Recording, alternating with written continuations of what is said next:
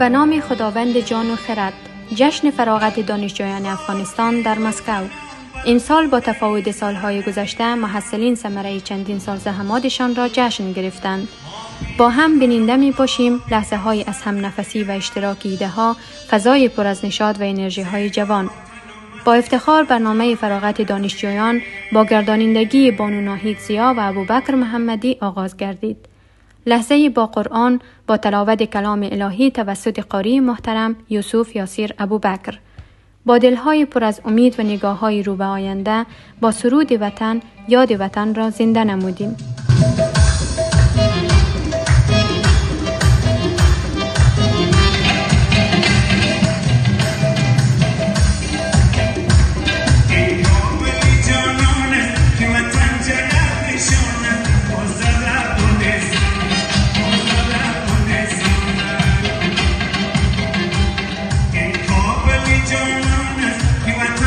حضور پر افتخار استاد گرانقدر پروفسور صدیق افغان. استاد گرامی در سخنرانی پربار خویش از شکوه قلم سخن گفتند. پیام تبریکی حاجی صاحب محمد نادرشاه رئیس مرکز تجارتی افغان در روسیه توسط محترم اجمل کوشان معاون این مرکز تقدیم گردید. جا دارد که از کمک‌های مالی حاجی صاحب محمد نادرشاه و پشتیبانی ایشان از این محفل صمیمانه سپاسگزاری نماییم.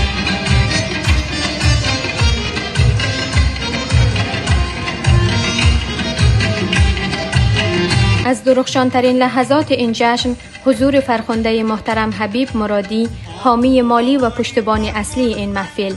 ایشان در سخنان خود گوهر ناب را به تماشا گذاشتند. ما 2 مادر داریم، مادری که در دامانش به دنیا آمدیم و مادری که از دامانش به دنیا آمدیم.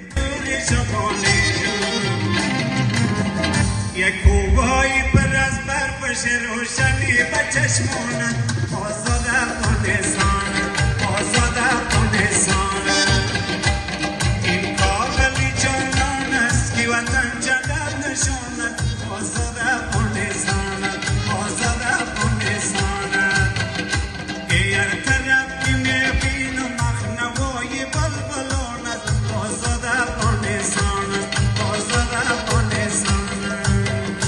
بانوی پرتلاش سرزمینم رخسار نیک همیشه همکار محصلین و حامی برنامه سخنان الهام بخششان را به اشتراک گذاشتند.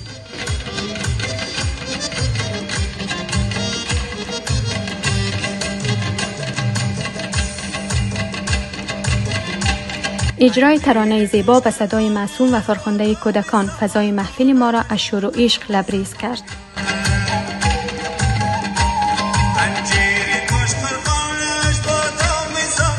به نمایندگی از فارغین دکتر صاحب احسان الله جوان سخنرانی کردند.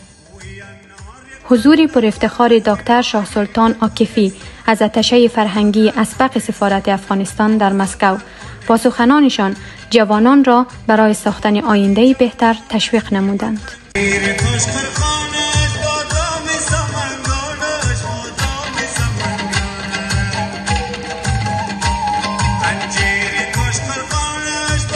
همچنان سپاس بی‌پایان خود را نثار حمایت‌های سخاوتمندانه و ارزشمند حاجی صاحب داریوش بیات می‌نماییم.